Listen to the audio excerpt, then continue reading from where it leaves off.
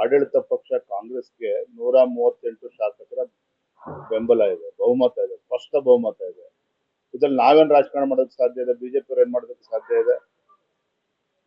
ನಾವು ಅಪೇಕ್ಷೆ ಪಡುವಂತದ್ದು ಕೂಡ ರಾಜ್ಯದ ಜನ ಅವ್ರಿಗೆ ಆಶೀರ್ವಾದ ಮಾಡಿದ್ದಾರೆ. ವಿರೋಧ ಪಕ್ಷದಲ್ಲಿ ಕೂತಿದ್ದೇವೆ, ವಿರೋಧ ಪಕ್ಷ ಸ್ಥಾನದಲ್ಲಿದ್ದು ಆ ಸ್ಥಾನವನ್ನು ತುಂಬುವಂತ ಕೆಲಸ ಮಾಡ್ತಾ ಇದ್ದೇವೆ. ಅವರು ಆಡಳಿತ ಮುಖವಾಗಿ ಅವ್ರ ಕೆಲಸವನ್ನು ಅವ್ರು ಮಾಡ್ಲಿ. ನಾವು ಇದ್ರಲ್ಲಿ ಮೂಗು ತೋರಿಸ್ತಕ್ಕಂಥ ಪ್ರಶ್ನೆ ಉದ್ಭವ ಆಗೋದಿಲ್ಲ.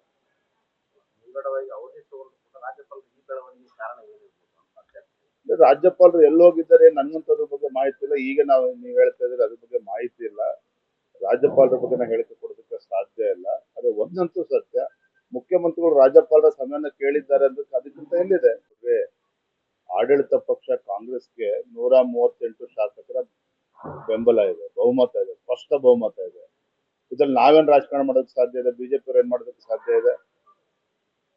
ನಾವು ಅಪೇಕ್ಷೆ ಪಡುವಂತದ್ದು ಕೂಡ ರಾಜ್ಯದ ಜನ ಅವ್ರಿಗೆ ಆಶೀರ್ವಾದ ಮಾಡಿದ್ದಾರೆ.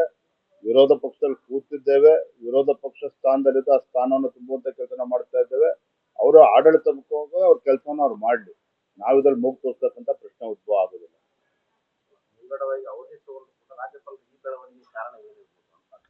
ರಾಜ್ಯಪಾಲರು ಎಲ್ಲೋಗಿದ್ದಾರೆ ನನ್ಗಂತದ್ರ ಬಗ್ಗೆ ಮಾಹಿತಿ ಇಲ್ಲ. ಈಗ ನೀವು ಹೇಳ್ತಾ ಇದ್ರೆ ಅದ್ರ ಬಗ್ಗೆ ಮಾಹಿತಿ ಇಲ್ಲ. ರಾಜ್ಯಪಾಲರ ಬಗ್ಗೆ ನಾನು ಹೇಳಿಕೆ ಕೊಡೋದಕ್ಕೆ ಸಾಧ್ಯ ಇಲ್ಲ. ಅದು ಒಂದಂತೂ ಸತ್ಯ, ಮುಖ್ಯಮಂತ್ರಿಗಳು ರಾಜ್ಯಪಾಲರ ಸಮಯನ ಕೇಳಿದ್ದಾರೆ ಅಂದ್ರೆ ಅದಕ್ಕಿಂತ ಎಲ್ಲಿದೆ?